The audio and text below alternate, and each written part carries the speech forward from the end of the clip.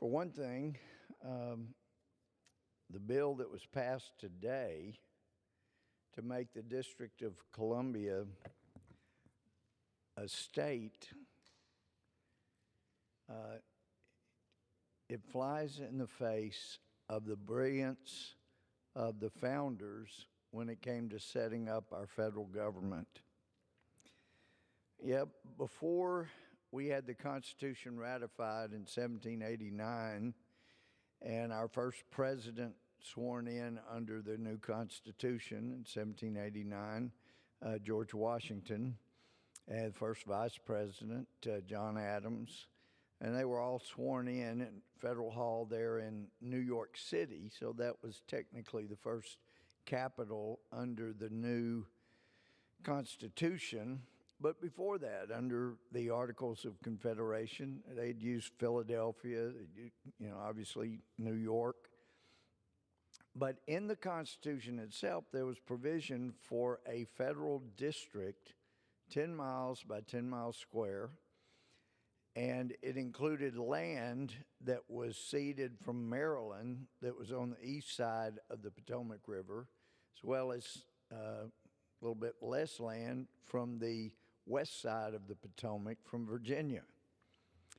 The reason the founders felt it was so important to have a separate federal entity that was not wholly contained within a state, not contained within a city, but a federal enclave as the capital, was so that, for the big reason, no state, no city government could try to extort or hold the capital hostage.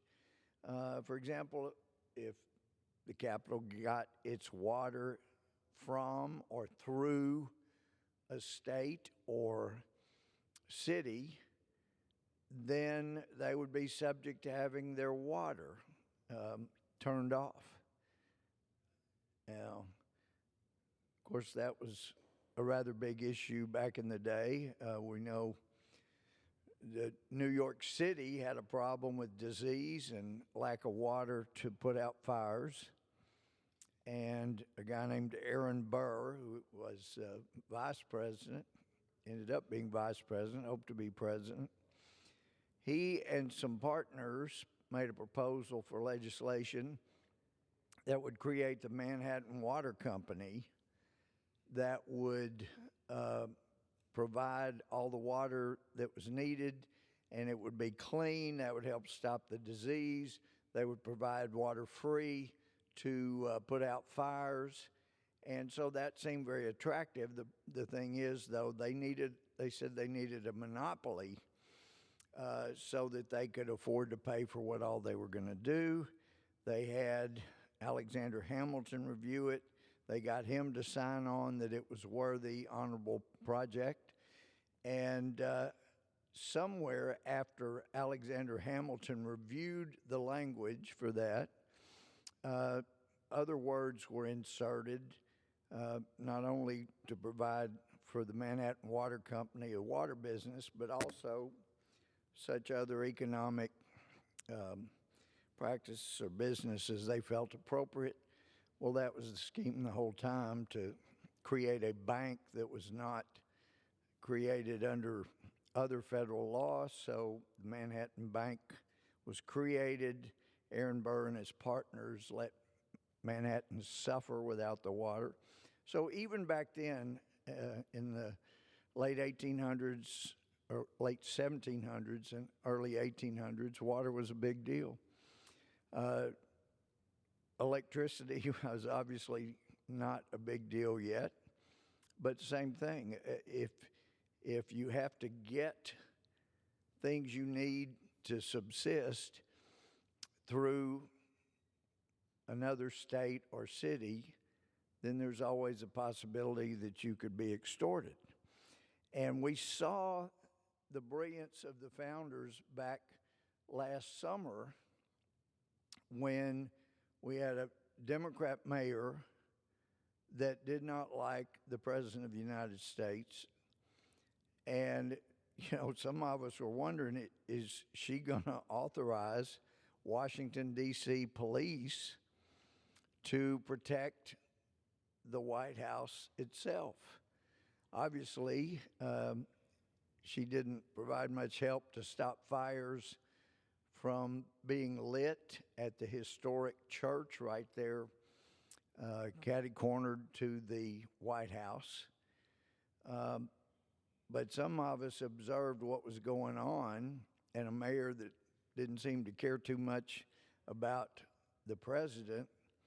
Wow, what if you saw that play out? It's exactly what the founders wanted to avoid. The U.S. Capitol, the U.S. government being held hostage. It could easily, you'd see how it could have very easily played into that situation. So it was brilliant. The federal enclave, the federal district that was provided for in our Constitution would not be part of any state, would not be part of a city. It would be the District of Columbia. It was brilliant. And now, as the majority leader pointed out, purely for politics, that this was all about politics, the majority decided they wanted to make the District of Columbia a state unto itself. If that were to become a part of our system here, then this government would be totally subject to the whims of the state of Columbia. We could be prevented from going into session. We could be prevented from leaving. It creates a situation down the road for when things could truly get out of hand. And even though the mainstream media and our friends across the aisle referred to the at least $2 billion of damage, the deaths, shooting, looting, government buildings being burned, we referred to that as peaceful demonstrations. They certainly weren't in the areas where things were being burned, stores were being looted, and destruction was the lot. But that could come back again, and you could have people that would be that active. Obviously, BLM is more concerned about making this a socialist country, a Orwellian totalitarian country, than they are any race, it certainly appears.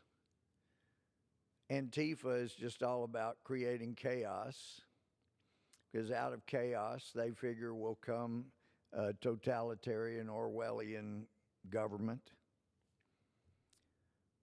So this time we're going through right now will be looked at historically in other countries and whatever this country becomes.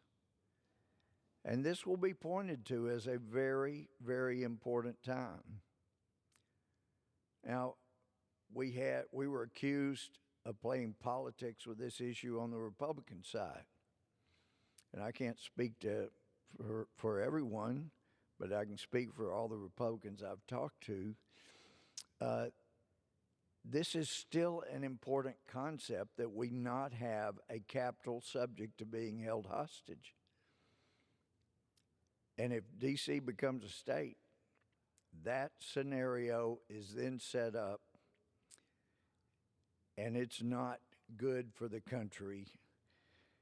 In wrestling with these issues after I got here, I saw the license plate, and I've mentioned this before in years past, but that at first when I saw taxation without representation, I didn't get it, didn't seem appropriate.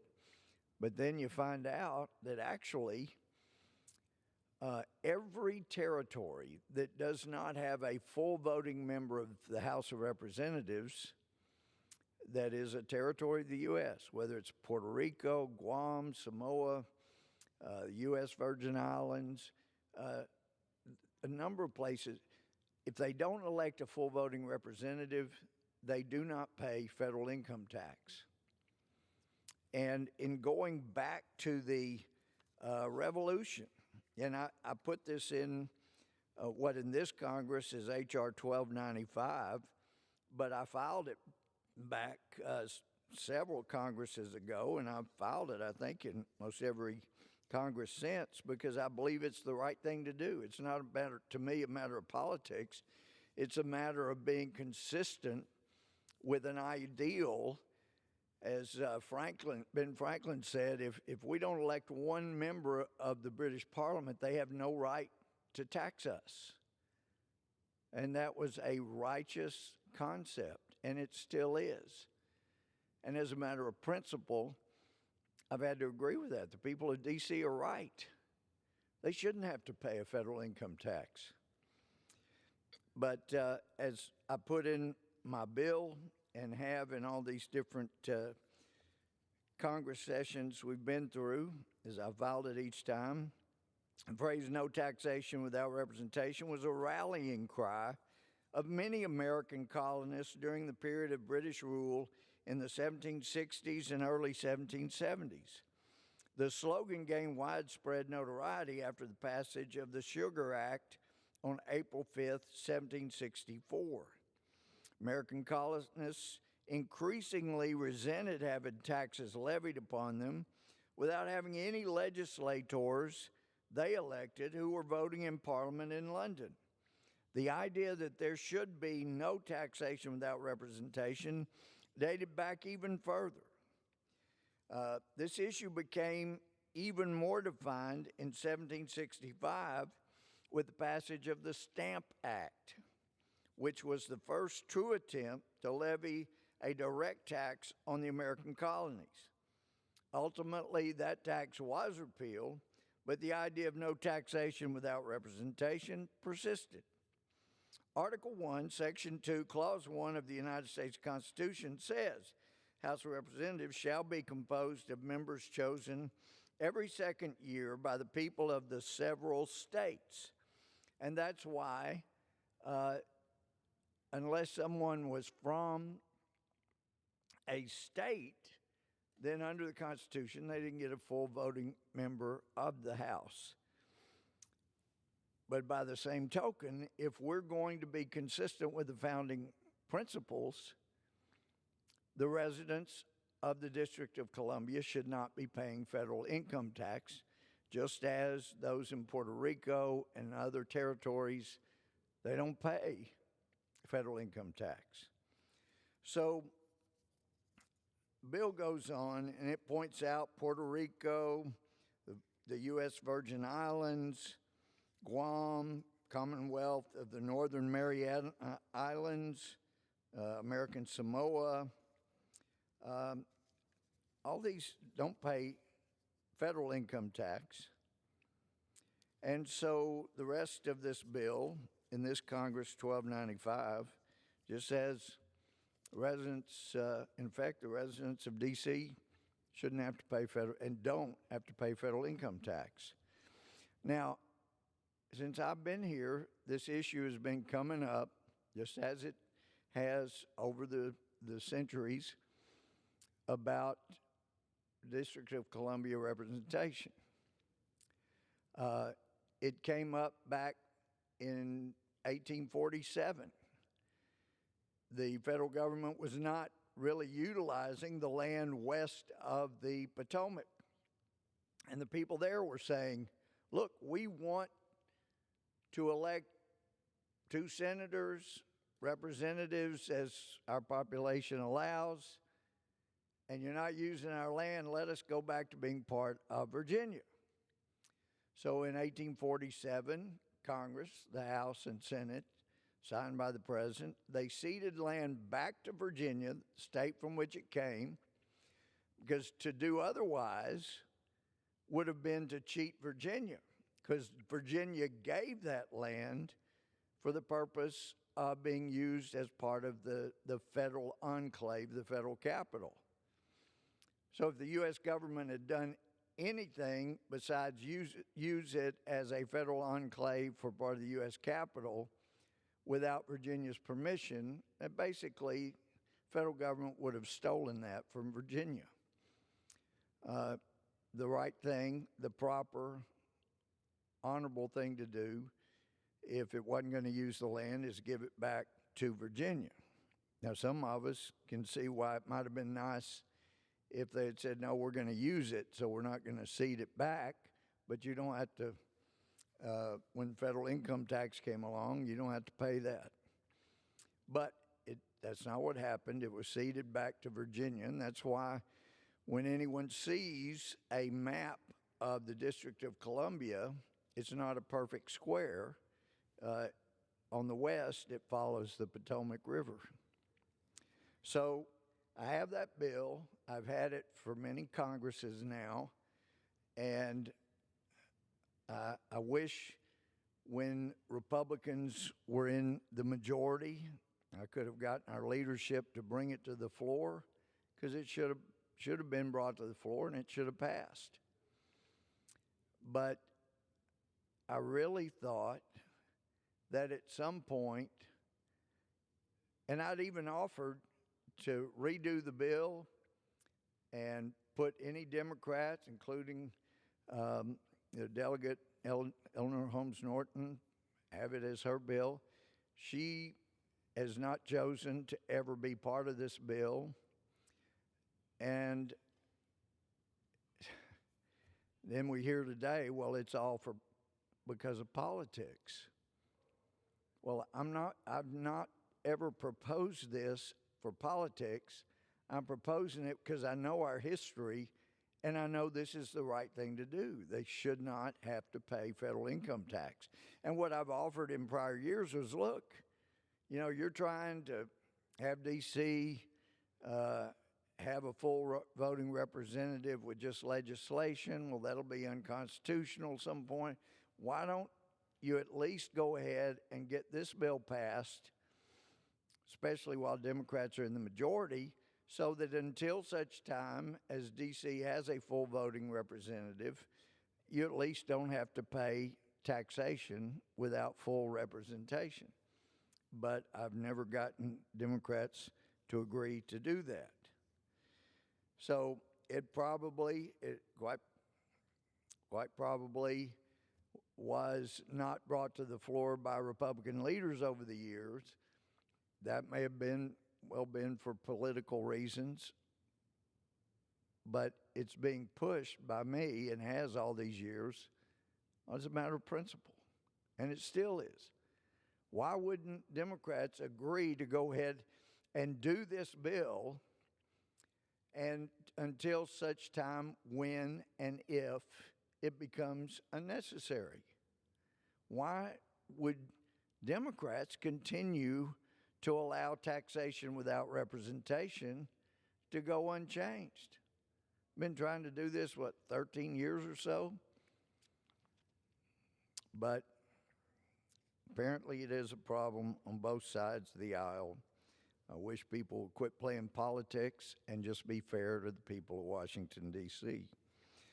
But back when I first proposed a bill to eliminate the income tax, federal income tax, as Puerto Rico knows, there's no federal income tax, but they have a very, very substantial local tax, which is what happens when you have approaching 30% of the workers working for the government. You're going to have a lot of taxes to pay. But on the other hand, since 1847 land was ceded west of the Potomac back to Virginia, if you're bent on giving people 2 senators to vote for as well as at least 1 representative, then the proper thing to do would be to cede the land back to the state from which it came. Don't cheat that state. Federal government should not be in the business of cheating people or cheating states. And so this bill, which in this Congress, it's had another number before, but in this Congress it's 2651, and it's cited as the District of Columbia, Maryland Reunion Act, and it goes through and gives some history, kind of big on that. Important to know where we came from so we know where we should go. And it cites some of the things I've already mentioned. But then it gets into actually drawing a descriptive line around the federal buildings, to include the Capitol and the White House and the important federal buildings.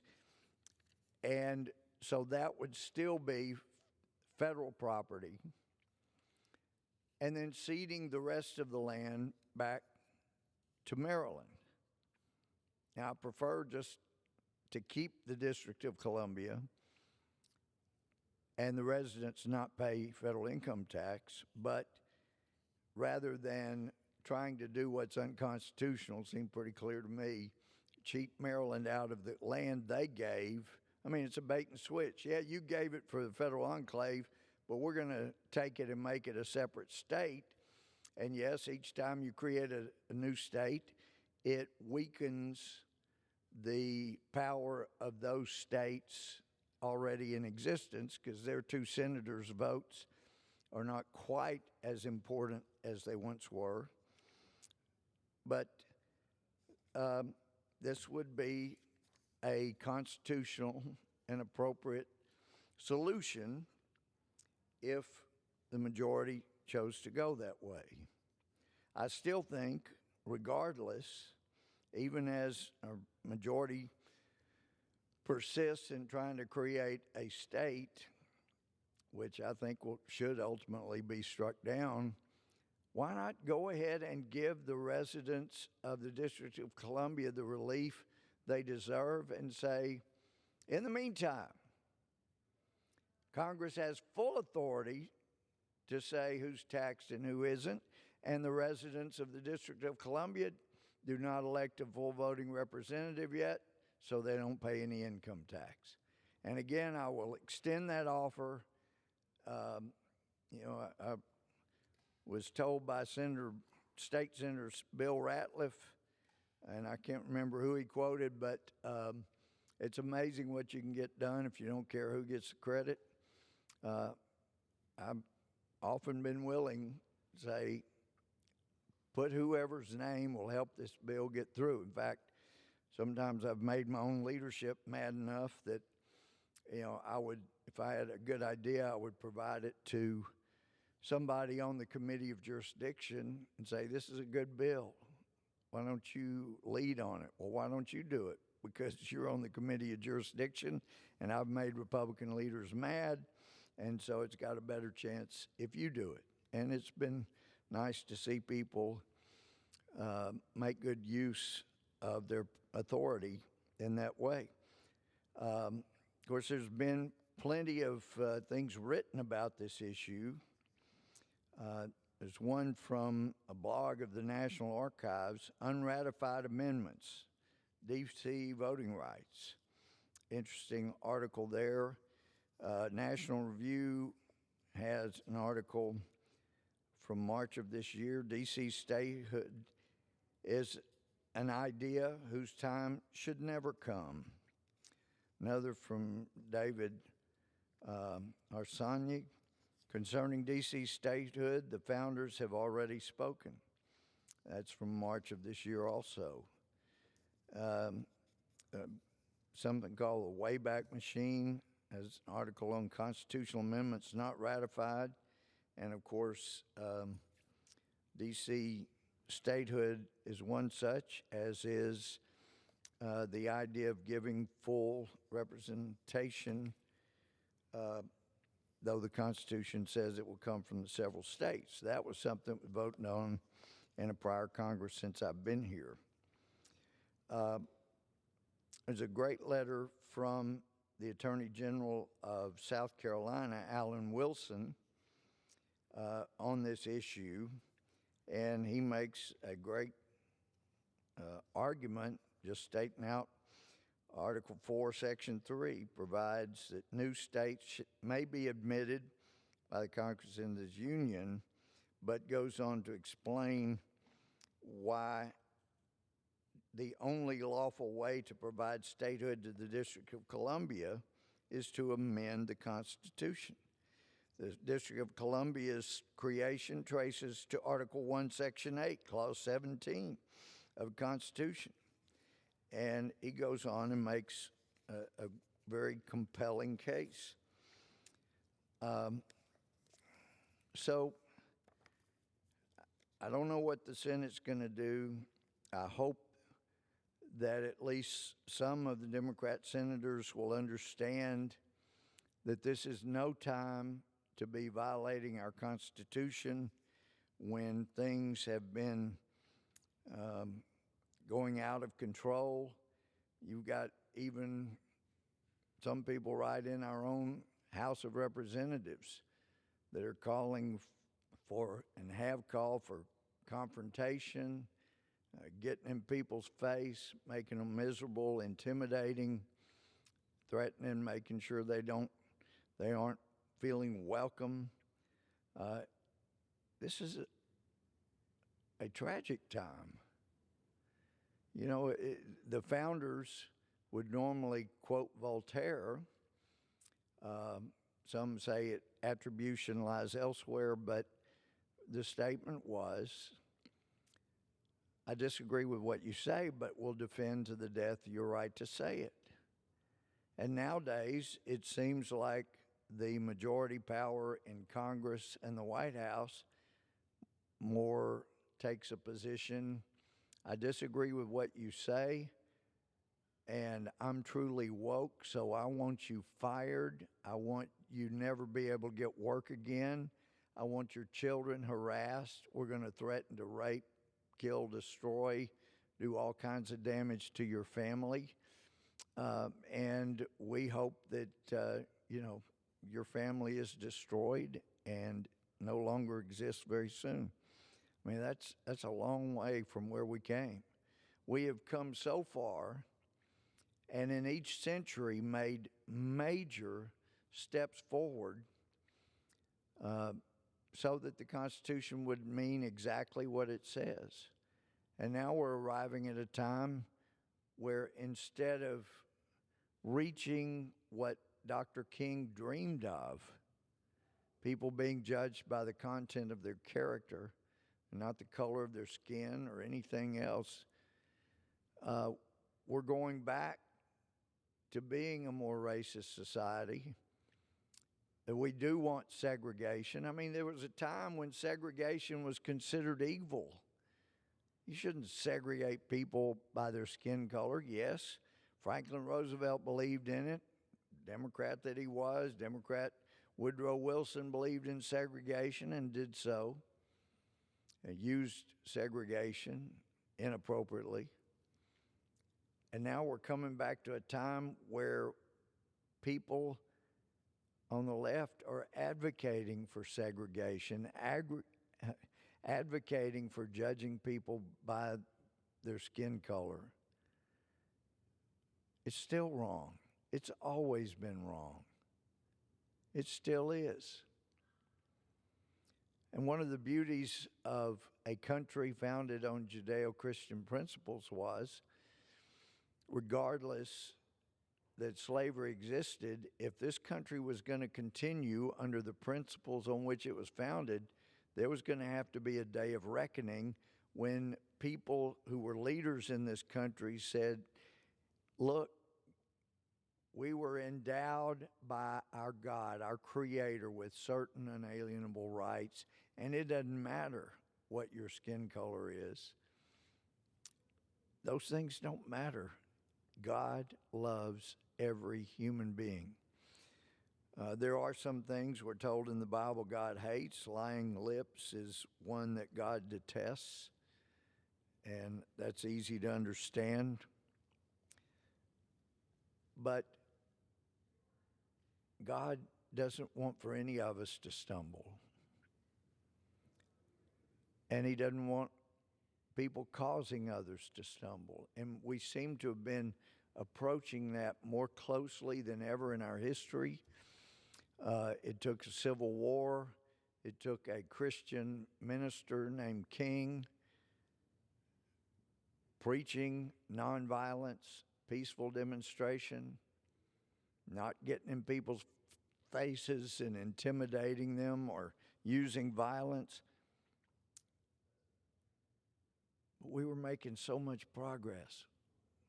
We'd come farther than any country in the history of the world. Heard somebody this week say we're really probably the most racially diverse country, and we don't penalize people for their race.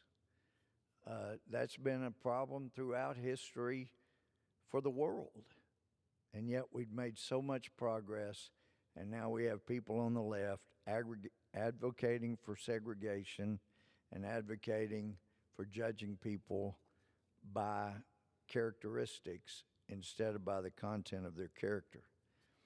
It was also shocking this week in debate in the Judiciary Committee to hear somebody across the aisle saying that no Democrats have ever advocated for defunding the police. And I'm sure it was intended as an honest statement.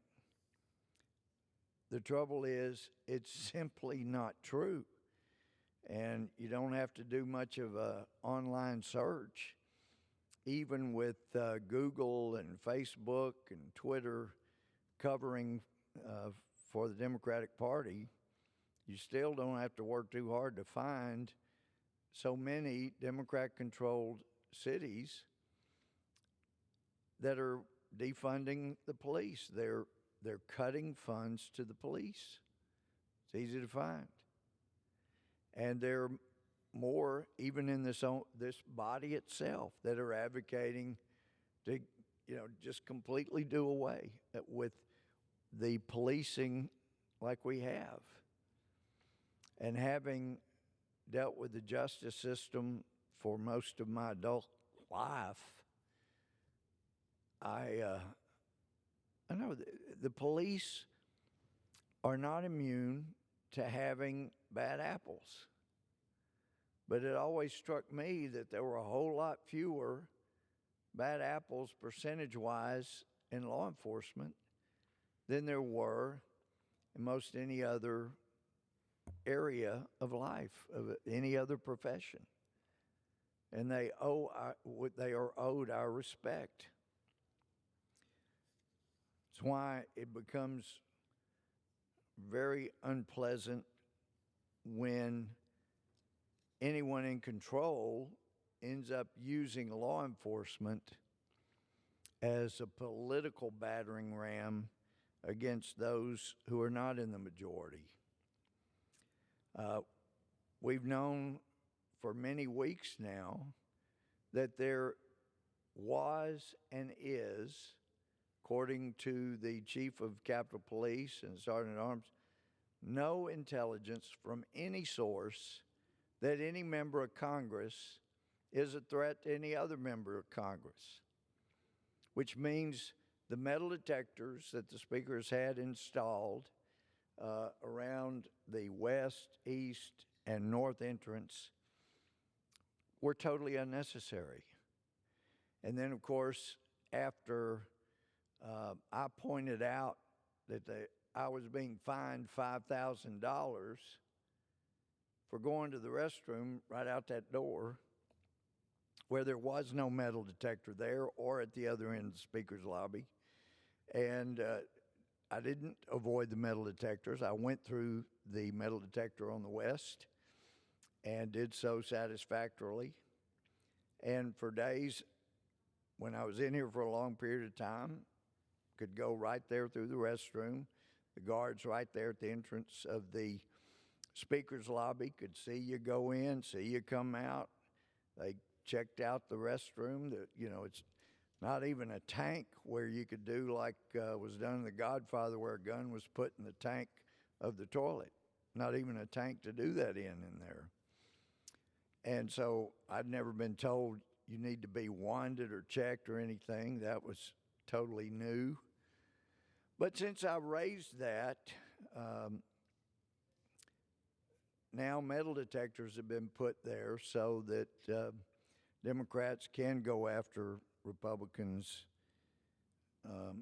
And I say that because we now have examples of even the Speaker and others who have gone through metal detectors, set off the metal detector, and refused to be wanted and have not been fined. Now, understand the minority whip the majority whip may have done that today, and I'm very sorry for Mr. Clyburn. They may have to make an example of him just to keep the pressure to keep me from getting out of my fine, but it doesn't change the fact that to this time,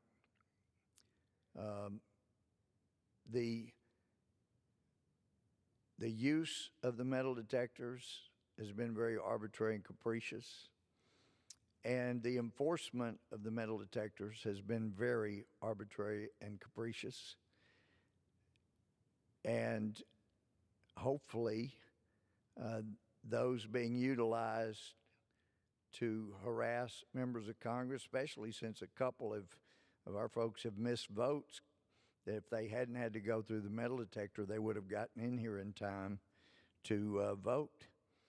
So it's time to open things up. Then we get word, well, we're going to start opening up, but you have to go through us, tell us anybody you're proposing to meet with and what the purpose is, this kind of stuff.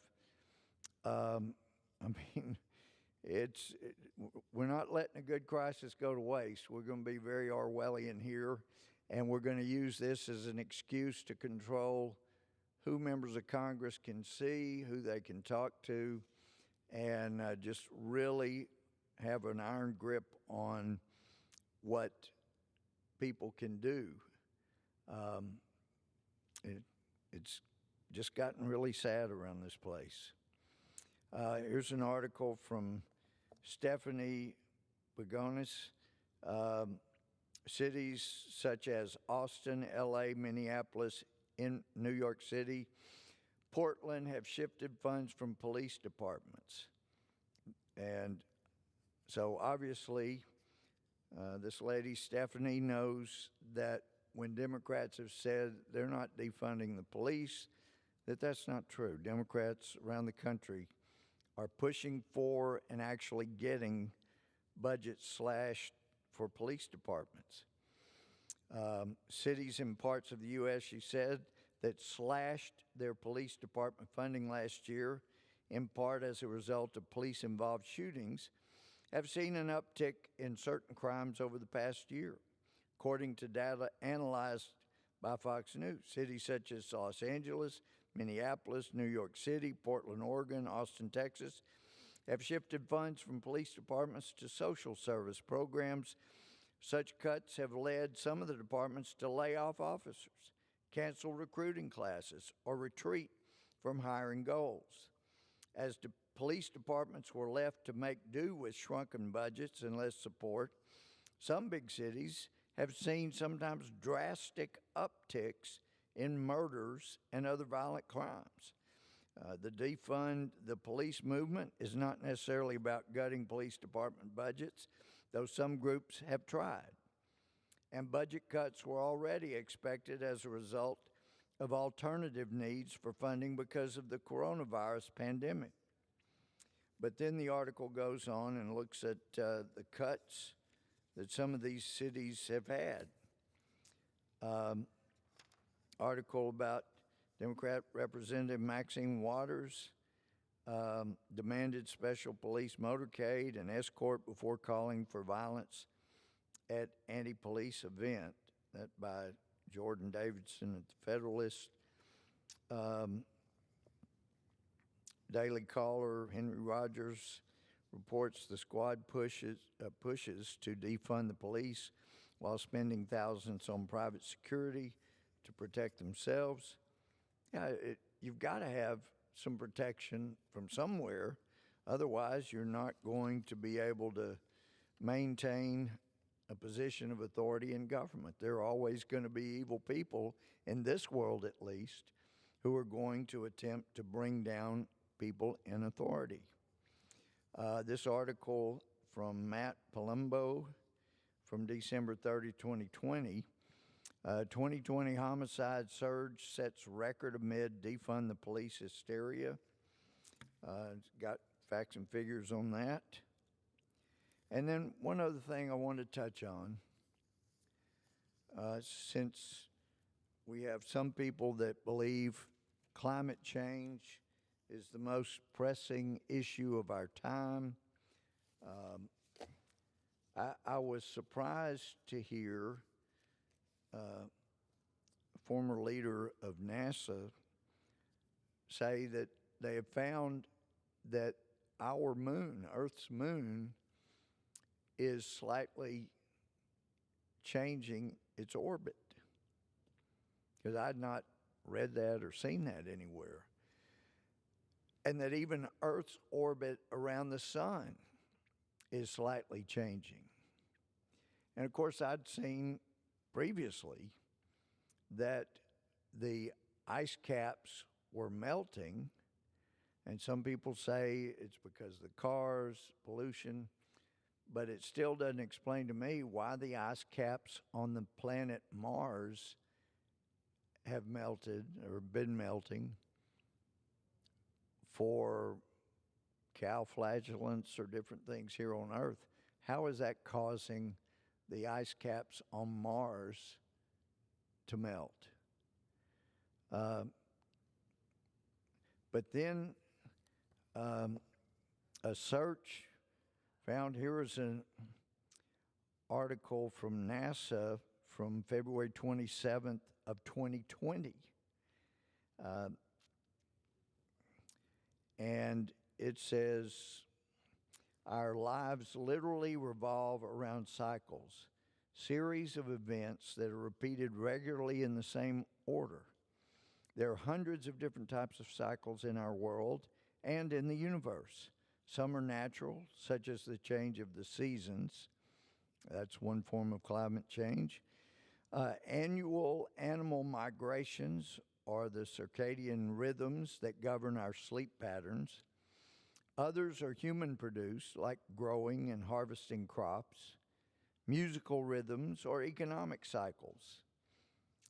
And goes on to point out something called the Milankovitch cycles, and that they include the shape of the Earth's orbit, known as eccentricity, the angle Earth's axis is tilted with respect to Earth's orbital plane, known as obliquity, and the direction of Earth's axis of rotation is pointed, known as precession. And goes on to discuss this, and that there apparently, another article from Forbes that from April of last year, that Earth is spiraling away from the sun for now, but eventually will crash into it. And I had not heard or read that before about our moon's orbit changing at all, or the Earth's orbit around the sun changing at all. I